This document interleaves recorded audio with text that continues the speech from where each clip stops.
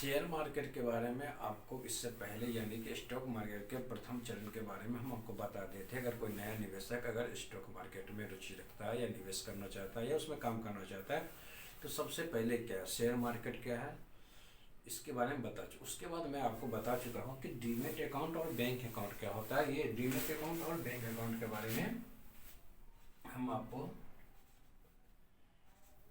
Demat और bank account के बारे में हम आपको इससे पहले बता चुके हैं। आप जानते हैं कि डीमेट अकाउंट जो हम ओपनिंग करवाते हैं तो किसी ब्रोकर के पास डीमेट अकाउंट ओपनिंग करवाते हैं।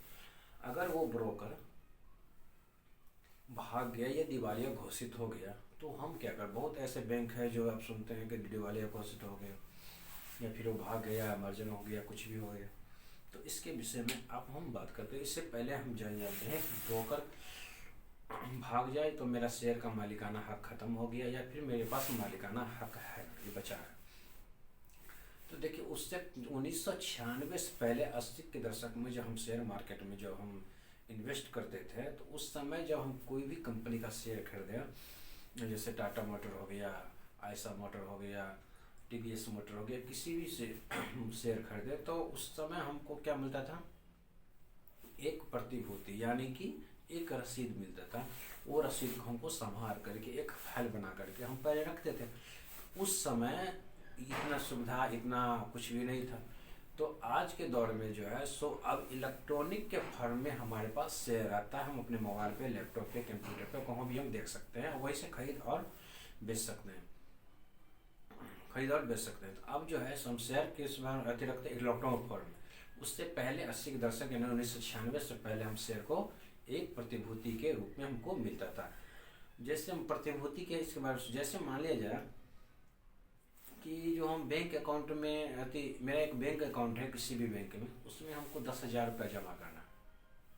तो 10,000 रुपये जो हम जमा किए तो उसके पास हमको क्या मिला, एक रसीद मिलती कि आपके अकाउंट में 10,000 रुपया डाल दिया गया। मान लिया कि हम 2 दिन के बाद पता चला कि मेरे अकाउंट में जो हम बैंक में जाकर पैसा जमा किया अपने अकाउंट में, वो एक पैसा मेरे अकाउंट में जमा नहीं हुआ। मेरे अगर वो रसीद खो गया तो फिर उस बैंक की जिम्मेदारी खत्म हो गया। तो रसीद रहेगा मेरे पास तो मैं वो रसीद को दिखाऊंगा और वहाँ पर मैं बैंक मैनेजर या जो भी हो वहाँ के जो अधिकारी होंगे उनको हम बताएंगे कि मैं इतना तारीख को हमने 10,000 रुपये अपने अकाउंट में जमा किए, जो अकाउंट में पैसा जमा नहीं हुआ। तो मेरे पास प्रूफ क्या है, तो प्रूफ में वही रसीद हो जाएगा, इसको डिपॉजिटरी फॉर्म कहते हैं या फिर उसको हम प्रतिभूति कहते हैं। इससे भी हम एक आसान भाषा में और हम समझते हैं कि अगर हम कोई कंपनी का इंश्योरेंस करवाएं, किसी भी कंपनी का एक इंश्योरेंस करवाएं, इंश्योरेंस करवाने के बाद जो है अगर उसी इंश्योरेंस को सेक्टर में हम अगर मान लिया जाए कोई 10,000 का 6 माही करवाएं, तो जो हम 10,000 रुपये जो जमा किए तो उसके बदले हमको क्या मिलता है, तो ये तो एक बॉन्ड पेपर मिलेगा और 10,000 रुपये जो जमा किए तो उसका हमको रसीद मिलेगा। वो जो रसीद हमको मिला उसको ही हम प्रतिभूति कहते हैं। सरल भाषा में हम ये समझ के प्रतिभूति क्या होता है। तो 1996 से पहले जितना भी कंपनी को जो हम शेयर खरीदते थे, स्टॉक खरीदते थे, उस सब क्या होता था, जो हम प्रतिभूति के रूपों में था। शेयर क्या होता है, किसी भी कंपनी को अगर हम शेयर खरीदे उस कंपनी का हम हिस्सेदार हो गए। शेयर का मतलब किसी भी कंपनी को, ए टू जेड कोई भी कंपनी का शेयर खरीदे उस कंपनी का हम हिस्सेदार हो, चाहे 1 शेयर खरीदे चाहे 1 लाख शेयर खरीदे, उस परसेंटेज के हिसाब से उस कंपनी का हम शेयर यानी कि हिस्सेदार हो कंपनी का। चलिए, तो आपके डेट में अगर हम भाग गए कोई भी कंपनी तो क्या मेरा पैसा डूब जाएगा या मेरा पैसा दिवालिया घोषित कर दिया जाएगा, या कोई ब्रोकर है ब्रोकर का नहीं चला, इनकम नहीं हुआ और दिवालिया घोषित कर दिया, तो क्या मेरा क्या होगा उस शेयर का।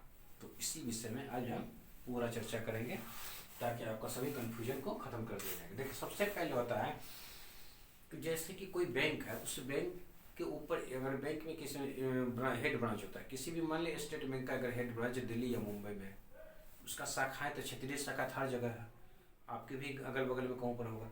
तो जो क्षेत्रीय शाखा का जो ब्रांच होता है उससे ऊपर उसको हेड ब्रांच कहते हैं, ठीक है। तो उस हेड ब्रांच में अगर वहाँ पर कंप्लेंट किए, वहाँ सुनवाई नहीं हुआ, तो इसके लिए आपको RBI है जो बैंकों का बैंक है, वो पूरे बैंक का नियंत्रण करता है। उसी तरह अगर एक्सचेंज में यानी कि शेयर मार्केट के 2 एक्सचेंज हैं भारत में, ये एक एनएससी और एक बीएससी, जो भारत का सबसे पुराना स्टॉक एक्सचेंज है। कौन है? एक है एनएससी,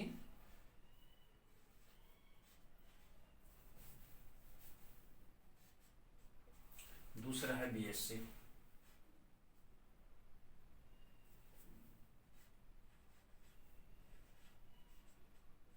दूसरा बीएससी है।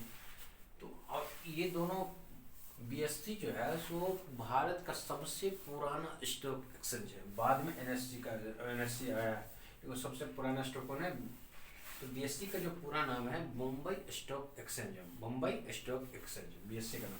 एनएससी का नाम है नेशनल स्टॉक एक्सचेंज, जिसका हेड ब्रांच मुंबई में, इसका भी हेड ब्रांच मुंबई में। ठीक है।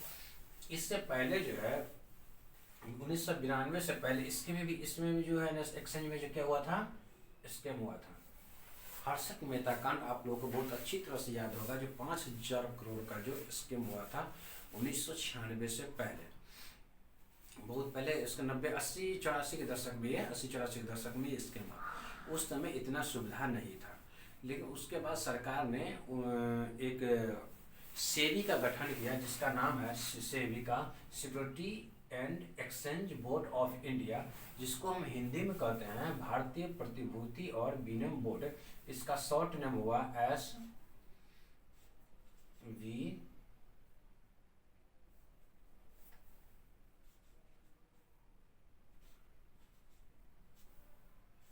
ठीक है, SEB, सेबी इसको हम कहते हैं, शॉर्ट में इसको हम सेबी।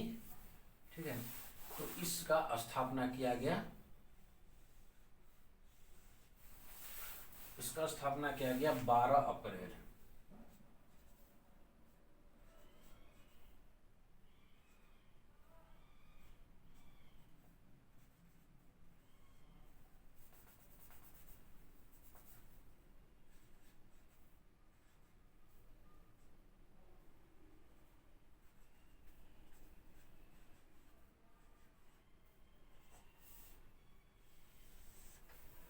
ठीक है, 12 अप्रैल 1992 में इसका स्थापना किया गया। ठीक,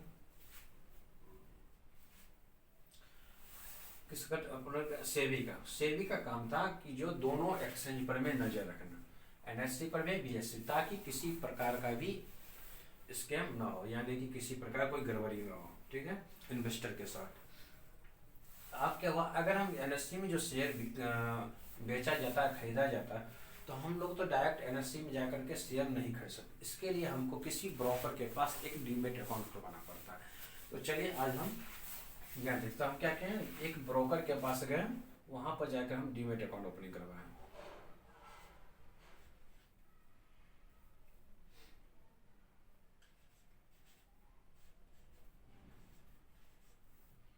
ठीक है, अब देखिए यहाँ पर समझिए, हम कहाँ गए, ब्रोकर के पास गए, क्या कहें, डीमेट अकाउंट ओपन करवाने की। ठीक है, एनएससी और बीएससी में शेयर खरीदने के लिए।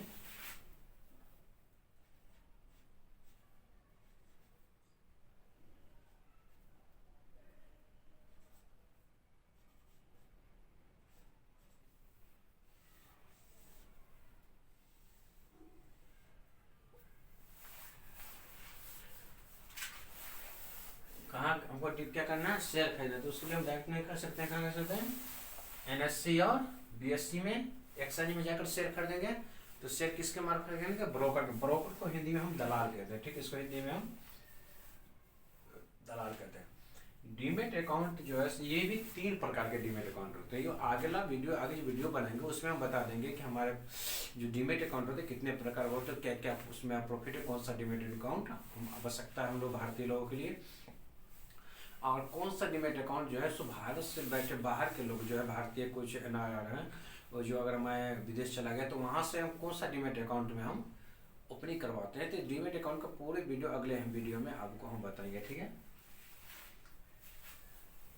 तो ये समझ गए अगर पूरा से कि हम एक्सचेंज में क्या होता है, शेयर को खरीदा और बेचा जाता है, चाहे एनएससी में हो चाहे बीएससी में हो। एक्सचेंज मतलब एनएस, भारत में 2 एक्सचेंज है, एक बम्बई स्टॉक एक्सचेंज, एक नेशनल स्टॉक एक्सचेंज, दोनों मुंबई में है। शेयर कहाँ खरीदेंगे हम, तो डीमेट अकाउंट में ब्रोकर के पास जाएंगे, ब्रोकर के द्वारा हम डीमेट अकाउंट ओपनिंग होगा, वहां पर शेयर खरीदेंगे।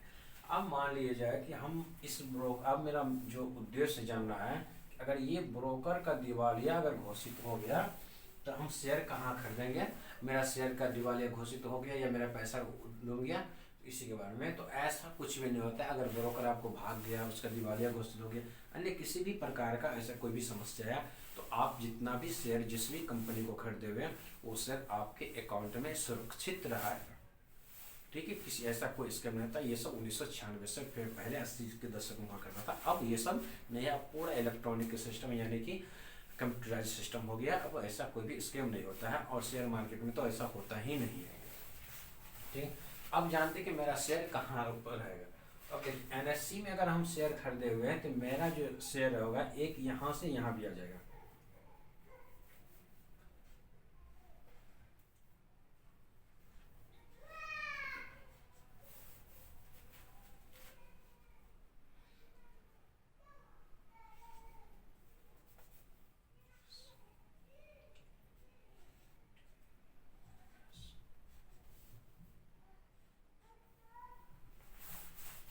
देखिए कहाँ जाए, अब NSE में खरीदते हैं तो अब इसको हम अच्छी तरह से विस्तार में आपको समझाते हैं। ये देखिए आप जो है सो CDSL अगर हम मेरा जो है सो शेयर अगर 10 शेयर खरीदे हैं ब्रोकर डीमेट अकाउंट, तो डीमेट अकाउंट में तो इलेक्ट्रॉनिक फंड मेरा शेयर रहेगा। उसके बाद कहाँ जाएगा, CDSL डिपोजिटरी में आ जाएगा। ठीक है, अगर NSE में खरीदे हैं तो हमारा सेंट्रल डिपोजिटरी सिक्योरिटी लिमिटेड यहाँ पर मेरा शो होगा। अगर NSE में खरीदे हैं तो नेशनल सिक्योरिटी डिपोजिटरी यहाँ पर मेरा शेयर श्योर हो सेव रहेगा। ठीक है,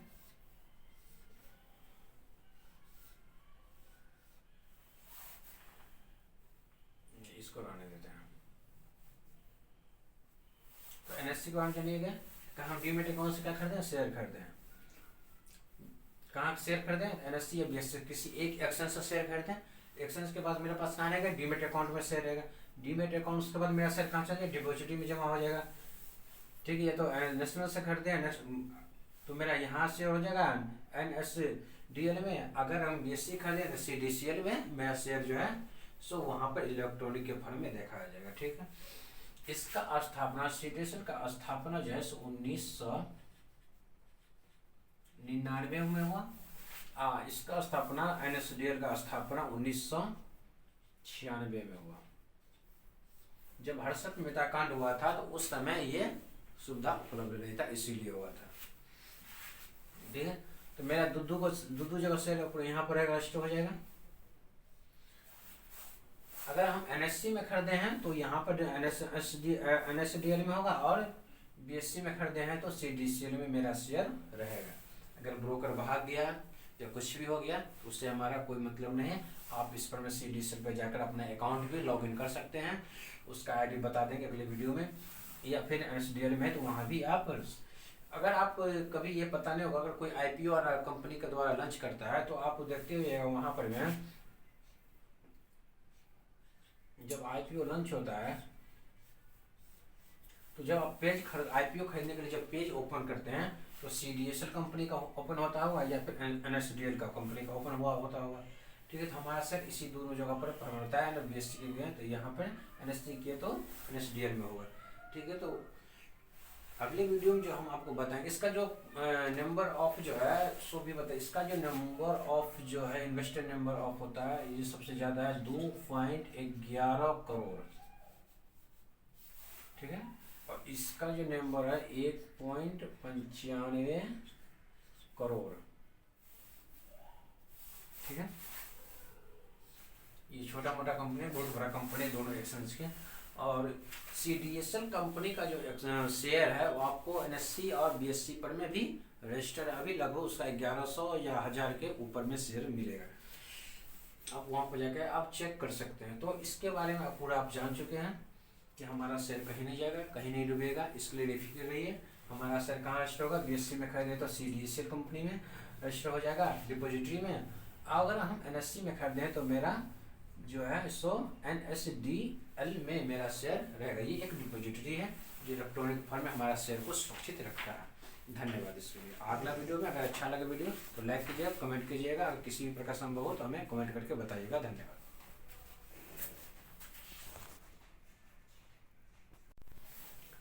अगर आप शेयर मार्केट में काम करते हैं और चार्ट कैंडल के बारे में जानना चाहते हैं तो आइए हम बताते हैं चार्ट कैंडल क्या होता है।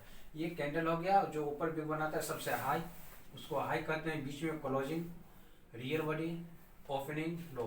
अगर इस सब के बारे में जानते थे मेरा चैनल पे जाइए और सब्सक्राइब कीजिए, वहाँ पर पूरा वीडियो देखिए, कहीं की चार्ट के बारे में हर बात में आपको बताते हैं। धन्यवाद।